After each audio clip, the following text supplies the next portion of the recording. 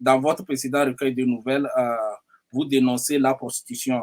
Je viens de parler de ça. Dans votre nouvel recueil de nouvelles, Notre cœur, notre piège, vous parlez également de la prostitution et du célibat à la page 45, dont le texte est intitulé Koulibaly. Ok, je vais essayer de lire le texte et puis on revient pour vous poser la question. Koulibaly, il dit: était-ce une voix entre mes entrailles qui me porta vers instruit ces jours-là, ou bien une simple appétence sexuelle, ou bien encore cet enfer du célibat dans lequel moisit une adulte, la contraignant à s'abandonner à un homme, même chômeur, ou bien une de ces hontes qui sautent lorsqu'on croise des regards railleurs d'amis, de sœurs mariées et parents plaintifs. Il me semble plutôt que c'était le délire d'une vie à deux après le long moment de ma mesure. Ah, mes années de filles à la plage, où tous me connaissent, de l'aisé au porteur de frites. Tous les quartiers, bars, discothèques m'étaient familiers. Tout le monde m'avait vu dénudé.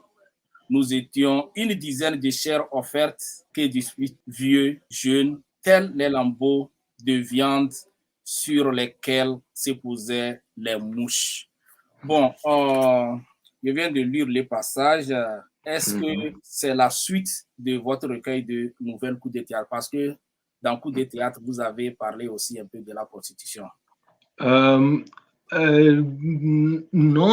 Bon, il y a le thème de la prostitution qui revient comme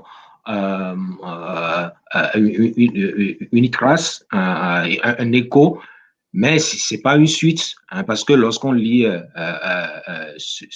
cette nouvelle, on va constater que c'est une histoire d'une femme qui a été cette prostituée, mais qui se convertit,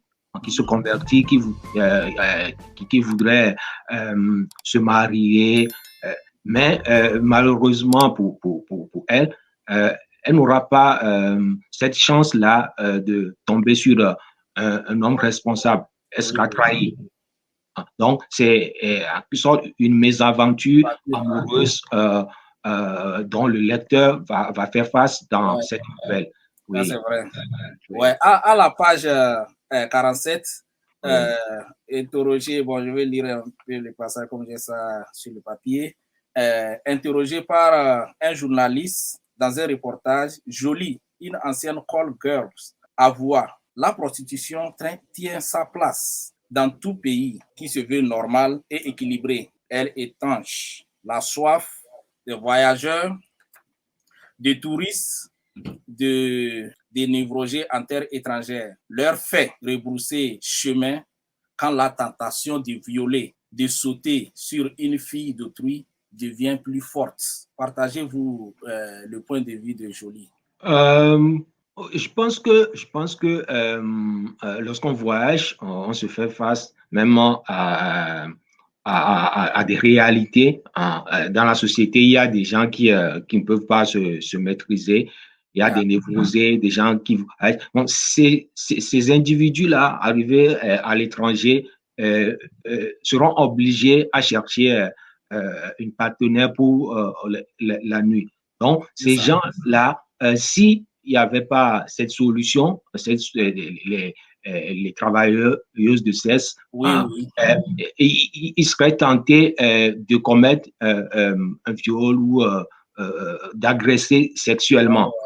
Voilà, donc, ici, c'est la conscience, en fait, c'est l'intérieur, c'est l'esprit des voyageurs. En fait, c'est cette tentation-là, c'est ça que je suis en train de refléter. Mais au-delà, lorsqu'on se situe au niveau des prostituées, par exemple, ou lorsqu'on réfléchit, on analyse le phénomène de la prostitution, je pense que c'est quand même un fléau. Voilà, toute société conçoit la prostitution comme comme néfaste sur le plan psychologique des prostituées. Ouais. Et également, les conséquences ne sont pas approuvées par la justice de n'importe quel pays où on se trouve. Donc, c'est une question de position. On t'a même à formaliser ça, puisque dans certains pays, Oui. les prostituées paient des taxes. Oui, oui, vraiment. C'est devenu normal. Bon, vraiment. Ouais, ça m'amène à vous poser la question suivante. Comment faire pour combattre la prostitution, surtout juvénile, dans les grandes villes de nos pays respectifs? Oui, je pense que il faut repérer les zones où la prostitution est faite. Il faut repérer ces zones-là et essayer de contacter les institutions de justice, par exemple, ou les institutions sociales. Donc, il faut dénoncer au premier abord. En plus, il faut chercher à pallier les problèmes liés au chômage, parce que la plupart des femmes ou des jeunes filles qui se prostituent, elles cherchent à régler les problèmes liés au chômage, à la famine et tout. Donc, il faut chercher à régler ces problèmes-là. Et je pense que petit à petit, on va éradiquer la prostitution. Parce qu'aujourd'hui, il y a des associations. Nous avons, par exemple, il y a une association qu'on appelle ACPE, Agir contre la prostitution des enfants.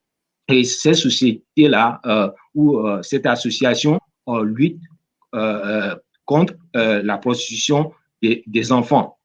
Et aujourd'hui, en France, par exemple, il y a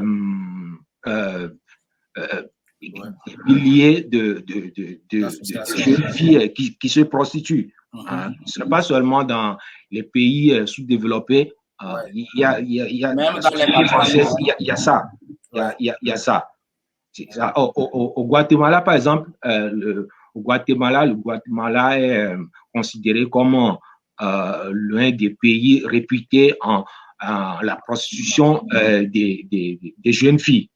Et ces jeunes filles-là ont essuyé des scènes violentes de la sexualité de leur mère, par exemple, parce qu'au Guatemala, par exemple, il y a la société est tellement injuste.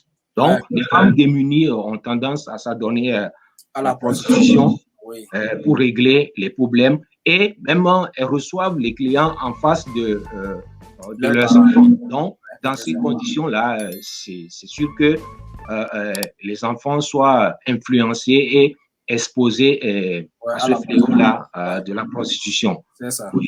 Oui. OK. Bon, aussi,